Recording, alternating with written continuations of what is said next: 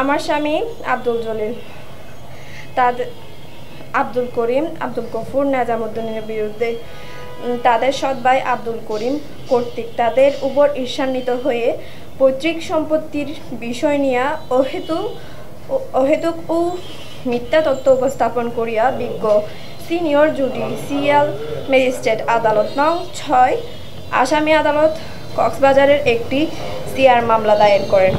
উক্ত মামলার সত্যের লেশ মাত্রই নেই। প্রকৃত ঘটনাকে আড়ালে রেখে মিথ্যার আশ্রয় নিয়ে শুধুমাত্র তাদেরকে হয়রানি করার উদ্দেশ্যে উক্ত মামলা আনয়ন করিয়াছে। আব্দুর রহিম একজন ভূমিদস্যু প্রকৃতির লোক।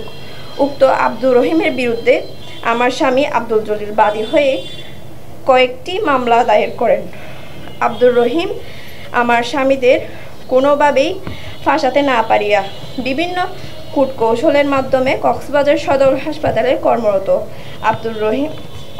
আব্দুর রহিমের নিকট আত্মীয় রানা নামের এক ব্যক্তির মাধ্যমে মোটা অঙ্কের উৎকোচের বিনিময়ে মিথ্যা রিপোর্ট সংগ্রহ করিয়া তাদের হয়রানি করিতেছে। বর্তমানে আমার স্বামীর বিরুদ্ধে তদন্তকারী কর্মকর্তা কর্তৃক যে তদন্ত প্রতিবেদন দাখিল করিয়াছে, উক্ত প্রতিবেদন সম্পূর্ণ টাকার বিনিময়ে দেওয়া। যে প্রতিবেদন ভুয়া, ভিত্তিহীন, হয়রানিমূলক ও উদ্দেশ্য প্রণোদিত, যা সঠিকভাবে তদন্ত করলে থলের বিড়াল বেরিয়ে আসবে। আমার প্রিয় সাংবাদিক ভাইয়েরা, আপনারা নিশ্চয় অবগত আছেন আব্দুর রহিমের এমন অত্যাচারের কারণে আমরা প্রায় নিঃস্ব হয়ে যাওয়ার পথে। আমাদের একমাত্র বসত ভিটাটি জোরপূর্বক কেড়ে নিতে আমার স্বামীর সৎ ভাই আব্দুর রহিম কর্তৃক বিভিন্ন সন্ত্রাসী, অবৈধ অস্ত্রধারী ও সম্প্রতি র্যাবের উপর হামলাকারী চিহ্নিত মোটরসাইকেল চোর ইসাক সহ আরও অনেকে ভাড়া করিয়া আমাদের বসত ভিটায় হামলা চালিয়ে আসছে। উক্ত ইসাক কর্তৃক বিগত কয়েকদিন আগে মোটরসাইকেল চোরের ঘটনায় লোহাগাড়া থানায় আটক হয়। পরবর্তীতে টাকার বিনিময়ে তাকে মুক্ত করে আনেন ভূমিদস্যু আব্দুর রহিম।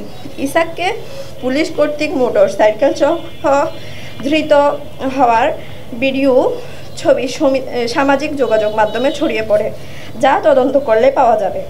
আব্দুর রহিম কর্তৃক আমাদের বিরুদ্ধে দায়েরকৃত মামলা ইসাক ৭ নং সাক্ষী।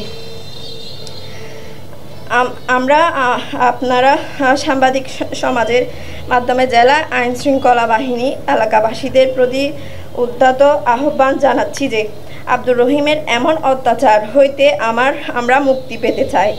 বর্তমানে আব্দুর রহিমের দায়েরি মিথ্যা মামলা আমার স্বামী আব্দুল জলিল জেল হাজতে রহিয়াছে। আমাদের বিরুদ্ধে এলাকায় কোনো ধরনের একটি অভিযোগও নেই।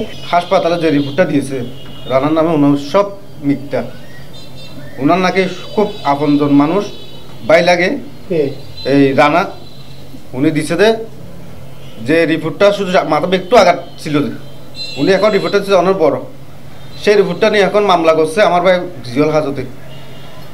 আমরা এই মামলার থেকে আমরা মুক্তি চাই, প্রশাসনের কাছে আমরা বিচার চাই। জনগণ আপনারা সবাই দেখেন যেভাবে আমরাকে হয়রানি করতেছে। এখন আমার বিড়া পর্যন্ত আমার ভাই যারা ছোটো ভাই যারা যেখানে ছিল না, সবাই আমরা হয়রানিত আছি। আমরা সবাই আমাকে একটু দেখেন, প্রশাসন বাইরে দৃষ্টি আকর্ষণ বলছে, আপনারাও দেখেন, সবাই দেখার মতো সুযোগ করে দেন, আপনার আমাকে বাঁচার ব্যবস্থা করে দেন। আমি দেখছি ওখানে বসে রয়েছি, ওরা ভাই কথা বলছে, একটু তর্কাতর্কি হয়েছে, সেজন্য ওই আব্দুল জলিল একটা শেয়ার নিয়ে আসছে। ওই উনি যাতে একটা ইট নিচে ওনার গা জুগেছে, উনি একটা বাড়ি মারছে।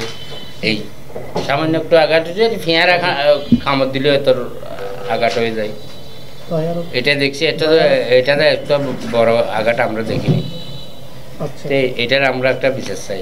ওনার বড় ভাইয়ে কিনে নিয়ে গেছে এখানে ট্রিটমেন্ট করতে চাইছিল, ওনার চাচাই ট্রিটমেন্টটা করতে দেয় এখানে।